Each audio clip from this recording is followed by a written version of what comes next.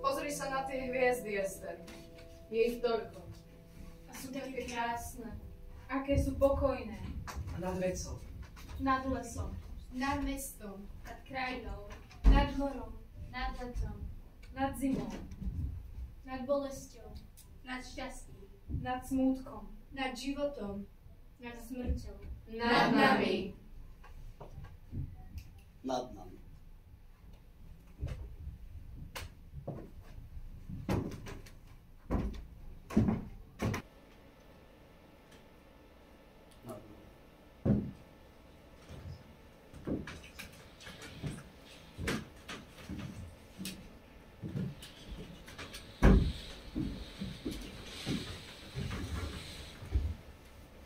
Pozri sa, práve napadá.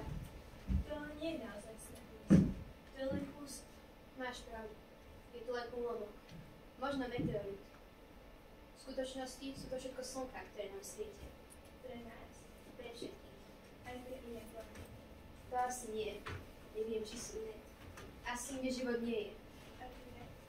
Musíme kráčať ďalej. Nesmieme zastať. Nemáme sa ako zohriať. Poď, Ester. Pomôžem ti. Nemajú oheň ani iné slnko. Ani oblečenie, ktoré by ich hrialo. Iba mesiac im odrážal svetlo na cestu.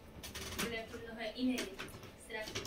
V čase, keď sa život na zemi zastavil. Som hladný. Tu máš ešte kúsok korky, Ester. Predstav si to najlepšie jedlo, aké ste kedy mali doma. Predstav si to. Doma sme mali najlepšiu rybu. Predstav si to. Predstav si to a kráčaj. Jedz skôr, nerozprávaj. Iba si to predstav. Domov. Rodinu.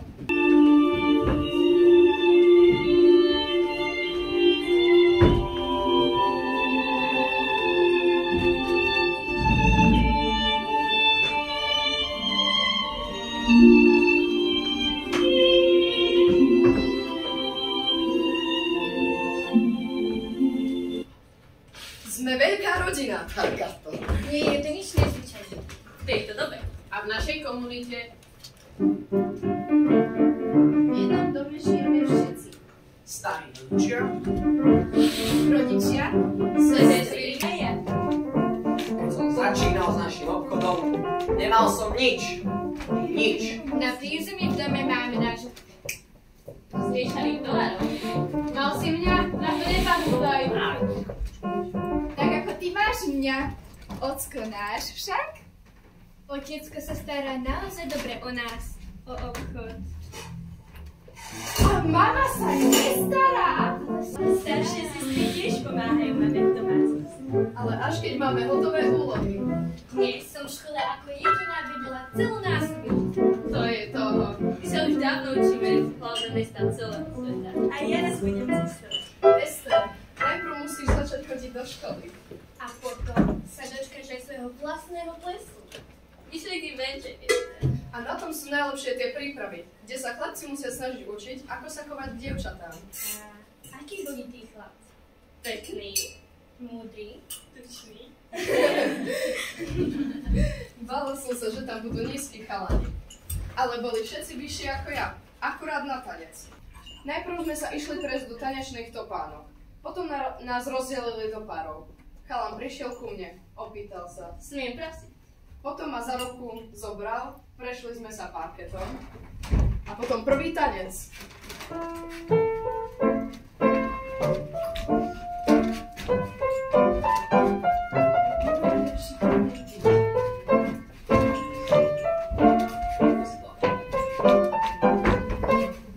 Druhý tanec. Charleston.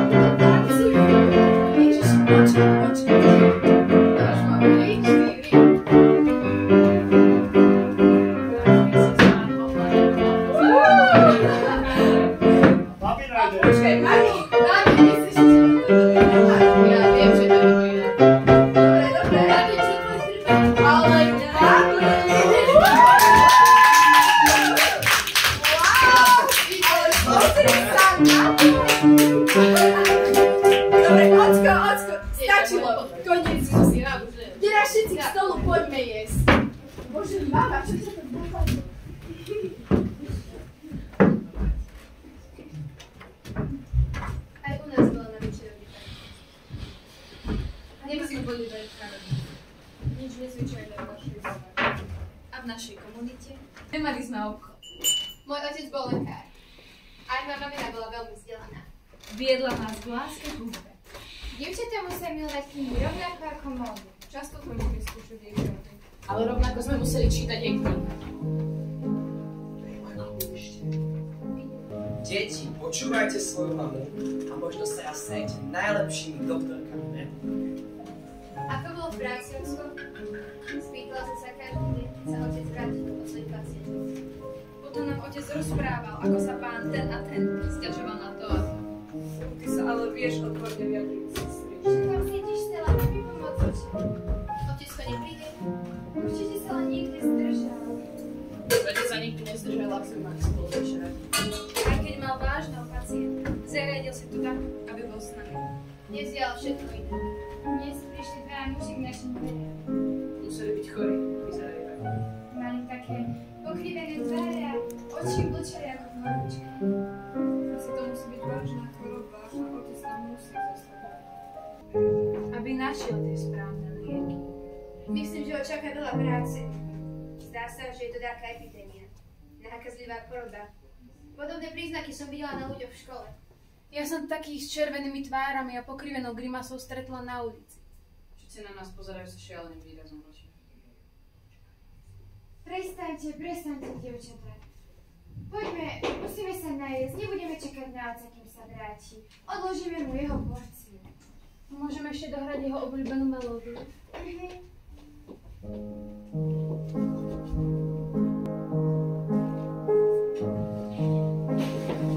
Tak ty si myslíš, že si niečo viac ako ostatní? Špinačinovská! Si rovnaká špinahnida ako tí tvoji zasratí priatelia! Tu máš jednu na vyliečenie. Daj mu! Pán doktor! Tu máš ešte tieto kvapky do brucha! Prestaňte! Dokedy si myslíš, že budete zdierať náš ľud? Ja iba liečím. My sa vyliečíme aj sami! Teraz ideme aj po tvoje špinavé deti, ty svinia! My sme tí praví lekári a vyliečíme tento štát od tejto hnusnej židochoroby, rozumieš? Vyliečíme celý národ od jeho parazitov!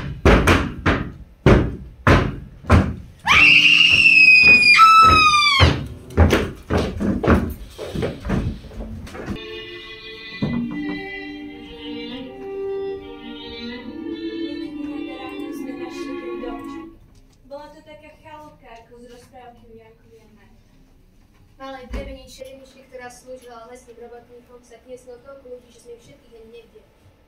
Niekto sa držal v kúte. Niekto stál pri dverách. Niekto bol ako kôpka nešťastia v strede miestnosti. Veľa ľudí, veľa príbehov. Ale všetci mali spoločné jedno. Strach. Hlad. Stratu. Stratu blízkych. Stratu dôstojnosti. Stratu domova. Predstavili sme sa a povedali, kto nás sem poslal. Dajte si vedieť. Hej, mi vlastnú. Nemôžeme založiť oheň, aby sme budeli svetlo. Alebo nezacítili. Konečne som sa mohla zložiť. Zahnúť si. Prichneme veľkou. Celé Zaspali sme a v polosmánku sme počúvali rozprávanie ľudí, ktorí tam boli s nami. Nemali sme tam čo robiť, tak sme si len ticho šepkali naše príbehy.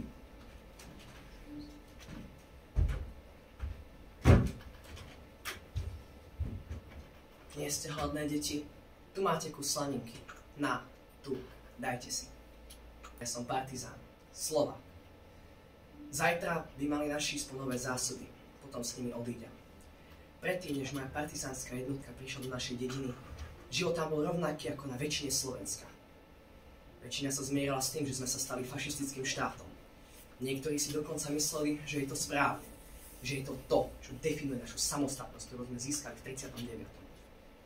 Ale za akú cenu sme sa stali samostatní. To sme si uvedomili až neskoro.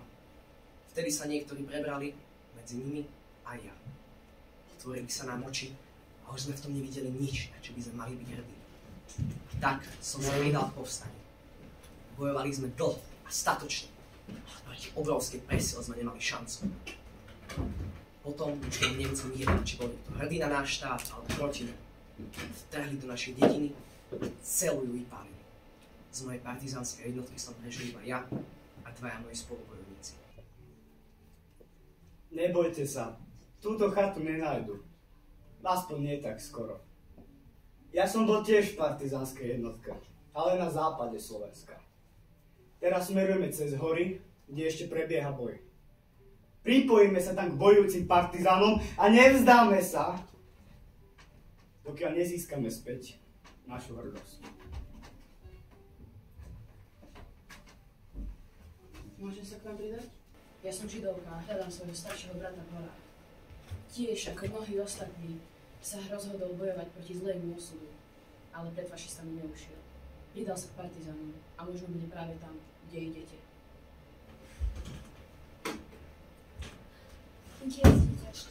Ja som pri úteku stratila muža a dceru som nechala u suseda.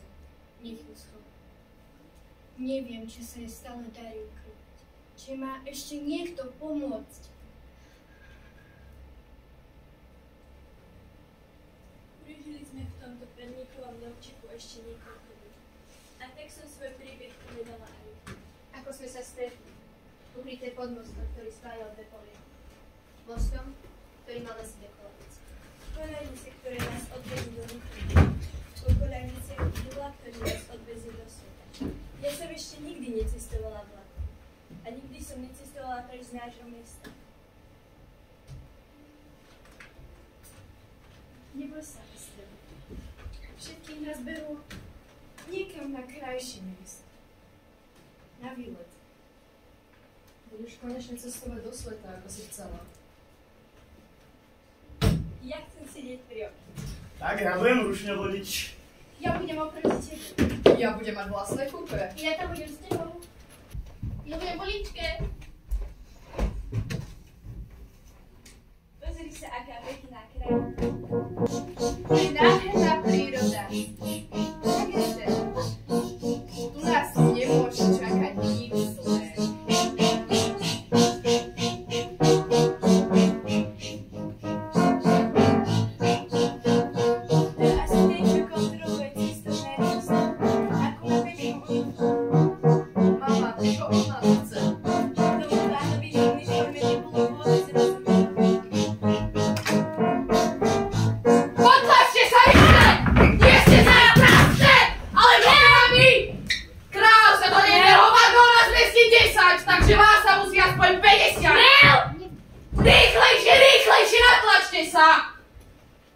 Bola som sklamaná. Vlak, ktorý sme sa viezli, nemal ani sedadlo, ani kúpe, ani uličku. A okno bolo hore, a iba jedno. Takýchto vagónov bol zo Slovenska vypravených 57. Boli to vlastne vlaky na preváženie materiál alebo dojazd. Ja som sa do vagóna nedostala. Spolu so sestrami sme sa ukryli v domu, keď nám gárnici zabúchali na dvere. Našli ma v pivnici nášho domu. Mučili, odviedli na gestapo a odviedli vlakom do tábora. Ja som sa ukryla v skrini medzi šatami mojej mamky. Voňalo to tam, a keď ma našli, spala som. Spolu s otcom a mamou ma odviedli do tábora. Postupne sme tam všetci zahynuli. My so Stelou sme sa schovávali na povale, pod šikmou strechou. Bol to taký malý priestor, o ktorom nevedeli ani rodičia, ani sestry. Môj priestor. Tam sme s najstaršou sestrou zostali pár dní. A kým sme sa v noci raz odvážili na ulicu. Boli sme hladné, museli sme nájsť spôsob, ako prežiť a ujsť z mesta. Snažili sme sa vyhýbať svetla. Skrč sa, Stella, niekto ide. Musíme prejsť na druhú stranu, tam, kde nie sú tie površné lampy. Vtedy bol svetlo našim najhorším nepriateľom. Nikdy som sa tak nebala vychádzajúceho zo slnka. Pozri sa na to svetlo, Stella. Aké je krásne to ráno zore. Všade na lúke prúdisí. Nepočuť ani vtáča. Bež, Stella, bež, utekaj! Bežala som. Utekala pred tým strašným zvukom. Utekala som opačným smerom, aby aspoň jedna z nás mala šancu. Aspoň nejakú šancu. Vojak zamíril najprv na Stelu. Vystrelil. Stella bežala ďalej. Otočil sa a rozbehol sa za jej sestrou. Vystrelil. A na snehu zostali červené mláčky detskej krvi. Mala som 16 rokov. Zostala som sama v lese. Bolo ticho, len ja a vietor. Vietor nevial. Vietor kúčal. Konáre na stromoch praskali pod jeho náporom. My sme sa brodili v hlbokom snehu, aby sme sa dostali čo najďalej od tej horiacej chatky. Niekto snáď unikol. Niekto zradil. Ester sa mi zradila v momente, keď som vybehla z horiacej chaty. Niekto sa dusil. Niekto už horel. Krik! Taký šialený krik ľudí, ktorí poholcujú planetu. A tí, čo vyšli von, začali horieť, Pretože všetky šváby a potkaly treba vykinožiť. A tak som strieľal. Strieľali sme do nich a oni padali jeden za druhým. Tí, čo nehoreli, na nich máme plamenomet. Aby paraziti trpeli a kvílili. Nebudeme si na nich míňať guľky. Tak zbytočne by sme im urýchlili smrť. A tak sme umierali v roztápajúcom sa snehu.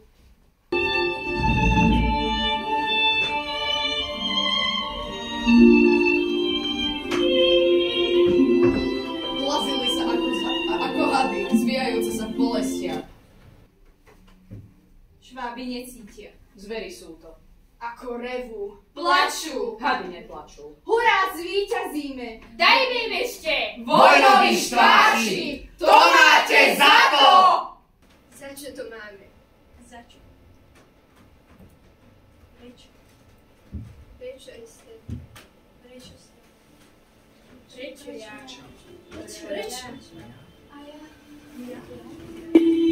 Prečo my?